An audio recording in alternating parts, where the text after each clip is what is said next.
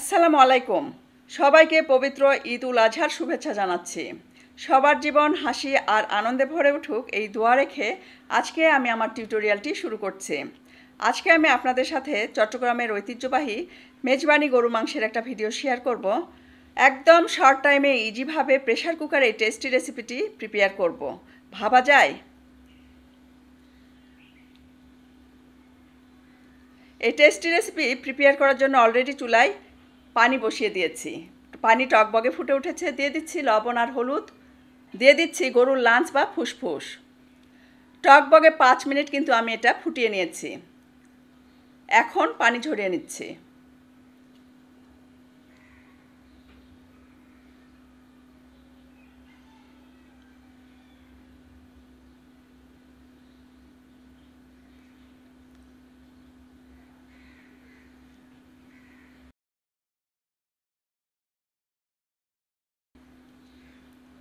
এখানে 2 কেজি গরুর মাংস নিয়েছি, হাড় এবং চর্বি সহ। খুব সুন্দর করে ধুয়ে পানি ঝরিয়ে নিয়েছি। দিয়ে দিচ্ছি ভাপিয়ে রাখা ফুসফুস বা লাঞ্চ। এখানে গরুর কলিজা এবং হার্ট আছে, সেটাও দিয়ে দিচ্ছি। দিয়ে দিচ্ছি পেঁয়াজ কুচি, আদা রসুন বাটা,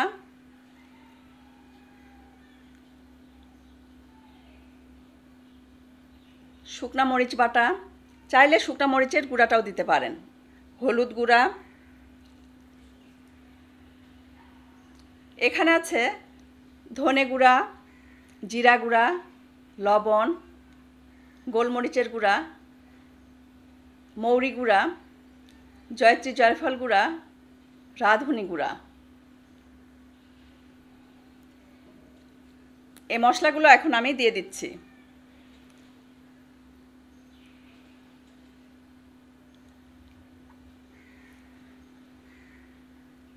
এখানে এলাচ, মোটা কালো এলাচ, লবঙ্গ, তারা মশলা বা স্টার অ্যানিস, দারুচিনি আর তেজপাতা এগুলোও দিয়ে দিচ্ছি।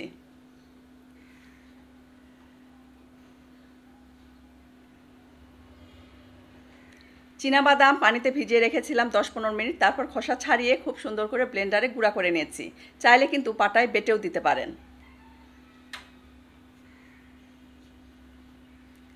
হলুদ সরিষা আর কালো সরিষা আছে, এটাও আমি ব্লেন্ডারে গুঁড়া করে নিয়েছি। চাইলে এটাও আপনারা পাটায় বেটে দিতে পারেন।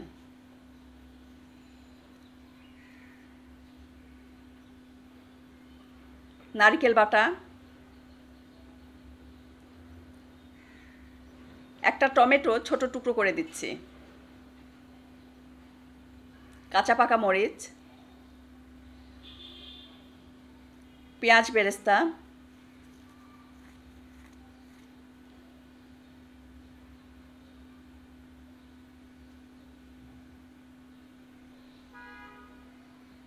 আর দিচ্ছি সরিষার তেল।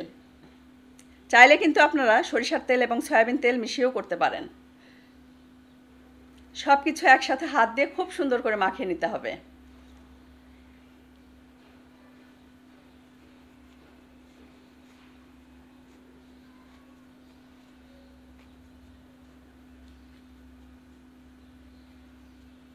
যদি আপনারা চুলায় করেন তাহলে অবশ্যই পানি দিতে হবে। যেহেতু আমি প্রেসার কুকারে করব, তাই পানির পরিমাণটা আমি অল্প দিব, সেটা আমি দেখিয়ে দিচ্ছি। মাখিয়ে রাখা মাংসগুলো প্রেসার কুকারের ভিতরে নিয়ে নিচ্ছি।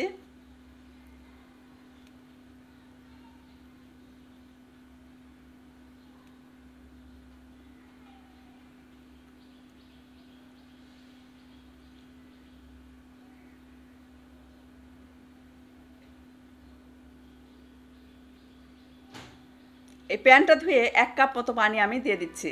এর চেয়ে বেশি পানি দিতে যাবেন না, তাহলে কিন্তু অনেক পানি উঠে যাবে।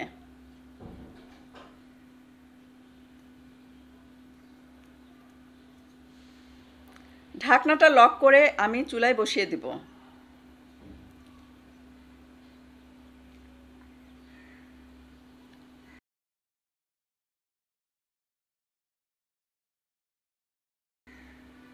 চুলায় বসিয়ে দিয়েছি, মিডিয়াম হাই ফ্লেমে জাল দিব।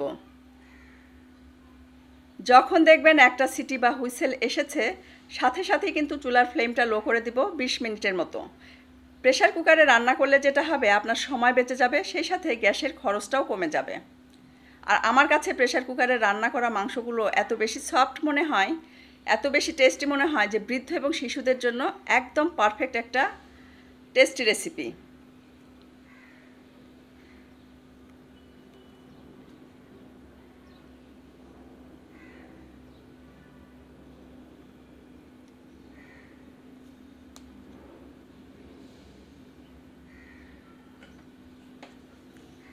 একটা সিটি বা হুইসেল এসে গেছে।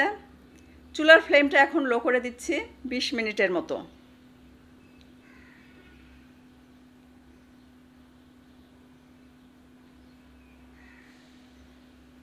20 মিনিট পরে প্রেসার কুকারের ভেতরে থাকা গ্যাসগুলো যখন বের হয়ে গেছে, তখন আমি ঢাকনা খুলে দেখিয়ে দিচ্ছি।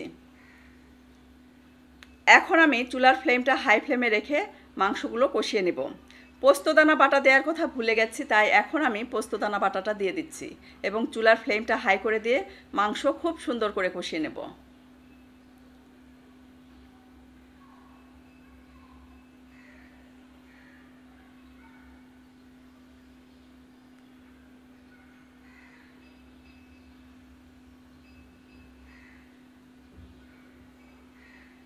যখন দেখবেন মাংস খুব সুন্দর করে কষানো হয়ে গেছে, তেল উঠে এসেছে, তখন আমি নামানোর আগে আগে গরম মশলার গুঁড়া দিয়ে দিচ্ছি এবং নেড়েচেড়ে এটা আমি নামিয়ে নিব।